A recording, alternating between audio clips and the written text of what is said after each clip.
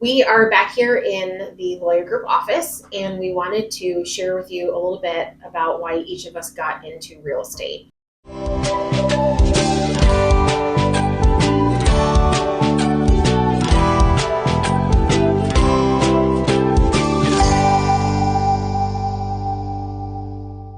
So, Jen, let's start with you. All right.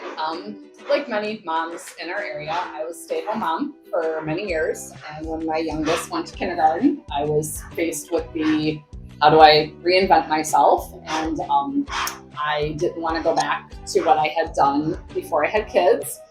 And so I was out with a friend one day, and she's like, "Oh, you should get into real estate." And I thought, oh, that sounds interesting. Had always loved the idea of it, had bought and sold several homes as a consumer, so kind of was familiar with it. And so I got my license and been doing it ever since. And I really love matching people up with homes, and I like the detail work of it too. Yeah, That's awesome. Right. How about you? Yeah, so it's kind of similar to Jen, like same story. I was a stay-at-home mom for 10 years, and then when my youngest started preschool, I had like 3 days a week that I thought, oh, I could do something with this time. And so I explored real estate, but also I think what really inspired me was just after being home all those years and then also being a former educator, I realized like how important your home life is. And I wanted to help people find that right community, find the right home, where they feel comfortable, where they feel like they can, just enjoy their lives. And so I love helping people make that match. Yeah. It brings a lot of joy to them. That's awesome. All right, Michelle.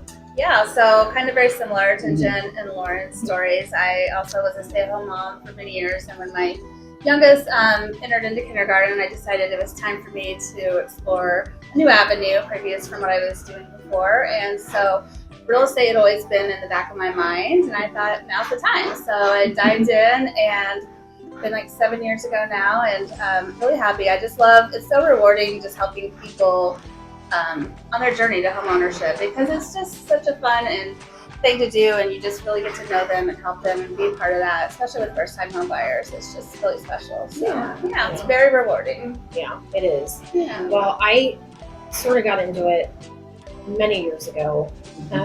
In college, I worked with a real estate appraiser, and so it was kind of always in the back of my mind.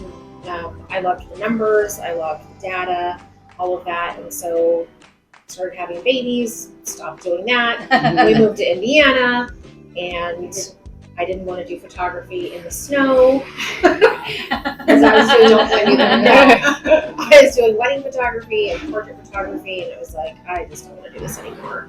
So real estate was where it was at. I knew I didn't want to be a real estate appraiser, so I got my license actually with Lauren. We started together about going on 3 years ago, and here we are. So one question I do have though is, what's one thing that you wish people knew about real estate that maybe they don't know? Jen. I would say I wish people understood that home ownership is more achievable than they probably think it is. If you're paying rent of $1,500, $1,600, $1,700 a month, that's easily a mortgage on a affordable home, and then you have all the tax benefits and all of the things on top of having your own place and not living in someone else's place. Yeah. Exactly. For sure. I would kind of say, like, sort of coming off of that, like, it's just so important to talk to a lender before, starting the process and kind of see where you're at financially before you really dive into like seeing homes, and that way it kind of just it sets you up for success. You know what your price point is, like where you want to fall. It might narrow down area, things like that. Right. It's just so important to like have that set up. And there's a lot of great resources out there that people may be unaware of. There's so many programs, especially like if you're, in the service industry or, like community service, police, all of that. There's lots of programs for people that first-time home buyers, second-time home buyers. Yeah, you know, for sure. And Awesome. awesome. What about you, Rochelle? Yeah, I would say a tip that I feel like a lot of people are unaware of, especially when it comes to new construction homes are popping up all over. Yeah. And people, I think, have it in their minds that they think they're going to get a better deal without a realtor. And that's just not the case. They have money reserved to pay the realtors, and you want somebody advocating for you. So I would highly stress on new construction homes, it's very important to bring a realtor with you.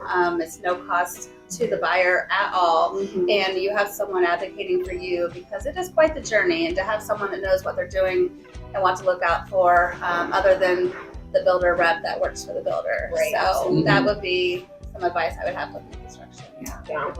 I would say, kind of picking up off a little bit of what Rochelle said, is I wish people knew that it's a process, and it's not just, we're going to go look at a house and yay, we put in an offer, or vice versa. Somebody comes to look at the house we're listing and we get an offer.